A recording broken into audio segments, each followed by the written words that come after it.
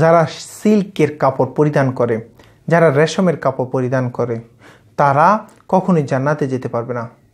একদিন রাসূল সাল্লাল্লাহু আলাইহি সাল্লামের দরবারে এক লোক এসে সে সিল্কের কাপড় পরিধান করা, রাসূল সাল্লাল্লাহু আলাইহি সাল্লাম তার এই পরনের এই কাপড়টা দেখে অনেক রেগে গেলেন এবং বললেন, যারা এই ধরনের কাপড় পরিধান করবে তারা অন্তরের মধ্যে কেন যেন একটা অহংকার পোষণ করে।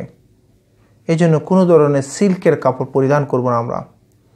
হ্যাঁ, রেশমের কাপড় তো আমরা জান্নাতে গিয়ে পরিধান করব। রেশমের পাতলা সিল্কের কাপড় তো আমরা জান্নাতে গিয়ে পরিধান করব। আমাদের জন্য দামি দামি সিল্কের কাপড় আল্লাহ পাক ওই জান্নাতে বানিয়ে রেখেছেন। দুনিয়াতে এগুলো আমাদের প্রত্যেকের জন্য হারাম, নিষেধ।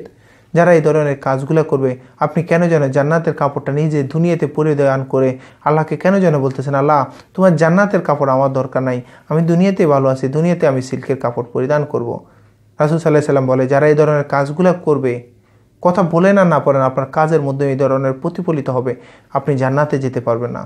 আমরা আসুন সবাই জান্নাতে যেতে চাই, আর জান্নাতে যাওয়ার ক্ষেত্রে আমরা অবশ্যই লক্ষ্য রাখবো যেন কোনোভাবে আমরা যেন যে জিনিসটা আমার জান্নাতে যাইতে বাধা, সেগুলো আমরা যেন কখনোই ওই কাজগুলো করব না।